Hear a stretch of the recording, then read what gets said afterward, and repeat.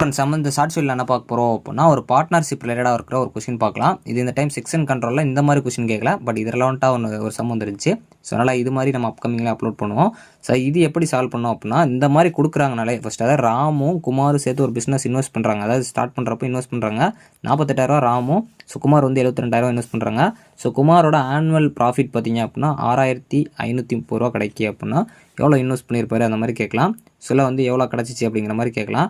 So இப்போ அதை நம்ம எப்படி சால்வ் பண்ணோம் அப்படின்னா, ஃபஸ்ட்டு வந்து இந்த மாதிரி கணக்கை பார்த்தீங்க அப்படின்னாலே ஸோ ரேஷியோவுக்கு கொண்டு போயிருங்க. உங்கள் மைண்டு டக்குன்னு அங்கே ரேஷியோ தான் வரணும். ஸோ இந்த 3 0க்கு இந்த 3 0 கட்டு. ஸோ இது பார்த்தீங்க அப்படின்னா நம்ம 12 டேபிள் போட்டோம் அப்படின்னா 1 12 is 12, 2 12 are 24, 3 12 are 36, 4 12 are 48, 5 12 are 60, 7 12 6 12 are 72. So இது 2, இது 3. அப்போ 2:3ன்னு சொல்லி ரேஷியோவை நான் மாற்றி வச்சிட்டேன். ஸோ டோட்டலாக நம்ம கண்டுபிடிச்சோம் அப்படின்னா எவ்வளோன்னு கண்டுபிடிச்சலாம். அதாவது ஒரு பங்கு எவ்வளோ கண்டுபிடிச்சோன்னா இது டோட்டலாக 5 பங்கு வருது. ஸோ 5ல் ஒரு பங்கு நம்ம கண்டுபிடிக்கணும். என்ன பண்ணோம், ப்ராஃபிட் எவ்வளோ கிடச்சிருக்கு, 6,530 கிடச்சிருக்கு. இதை நீங்கள் 5ஆல் அடிச்சிங்கன்னா 1 5 is 5, 3 5 are 15. ஸோ இங்கே பார்த்தீங்க அப்படின்னா 3 5 are 15, நீங்கள் 0 சேர்த்து அப்படி நீங்கள் அடிச்சிங்கன்னா 6 வரும். இப்போ நீங்கள் என்ன பண்ணணும் அப்படின்னா, இது வந்து ஒரு பங்கோட வேல்யூ. ஸோ நான் என்ன பண்ணுறேன், 3 எதாவது யாரை பற்றி கேட்டிருக்காங்கன்னா குமாரை பற்றி தான் கேட்டிருப்பாங்க. குமாரோட பங்கு எவ்வளவு 3.